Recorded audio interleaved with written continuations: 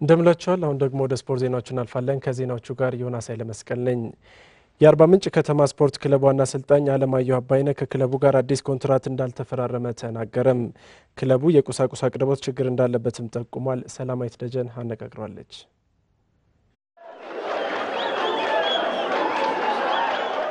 የ2007 የኢትዮጵያ ፕሪሚየር ሊግ የ3 ሳምንት ጨዋታዎች ተካሂደውበታል ደቡብን ከሚወክሉ ክለቦች አንዱ የሆነው አርባ ምንጭ ከተማ በሶስቱ ጨዋታዎች 3 ነጥብ ማግኘት ችሏል ሐዋሳ ላይ ከሐዋሳ ከነማ ጋር 1-1 ከወላይታ ዲቻና ከመከላከያ ጋር ያደረገውን ጨዋታ ደግሞ ያለምንም ጎል 0-0 ጨርሷል አሰልጣኝ አለማየሁ አባይነህ የአርባ ምንጭ ከተማ ስፖርት ክለብ ዋና አሰልጣኝ ነው ተባረዋልም ተብዬ ነበር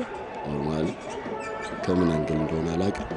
እና የተቋረጠው ነገር አልቀጠለም እስካሁን ድረስ ህዝቡን አካባቢው ጥሩ ነገር ስላላቸው ነው እየሰራው ያለው እና ደግሞ ልጆቹ ተጫዋቾቹ የሚከፍሉት ዋጋና መስዋዕትነት ደስ ይላል እና ለነሱ ነው ለበቃ ለነሱ ስል ነው የሚሰራው እንጂ ምንም ነገር የለም አዲሱ ሰው ነኝ ያለ ኮንትራት እየሰራ ያለው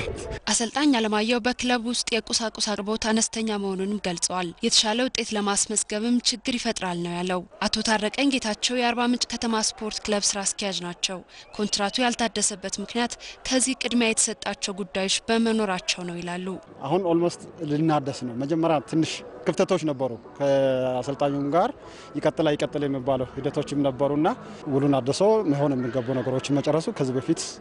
መከድ ነበረበት አሁን ለተጫዋቾች ያለውን ነገር የተጫዋቾች የውል ዘመናቸውና ጊዜያቸው የሚያልቅ ስለሆነ ቅድሚያ ከነሱ ጋር እንትን ያደረግነው የውል ጊዜያቸውን በእነሱ እየጨረስን ያለንበት ሁኔታ አለ አሰልጣኝ አለማየሁ አባይነህ ተጫዋቾቹ ባላቸው ተነሳሽነት የተሻለ ውጤት ማምጣት እንደሚቻል ይናገራል በልጆቹ ደስተኛ ነው ስፔሻሊ በሌላው ነገር ምንም ውስጥ የለም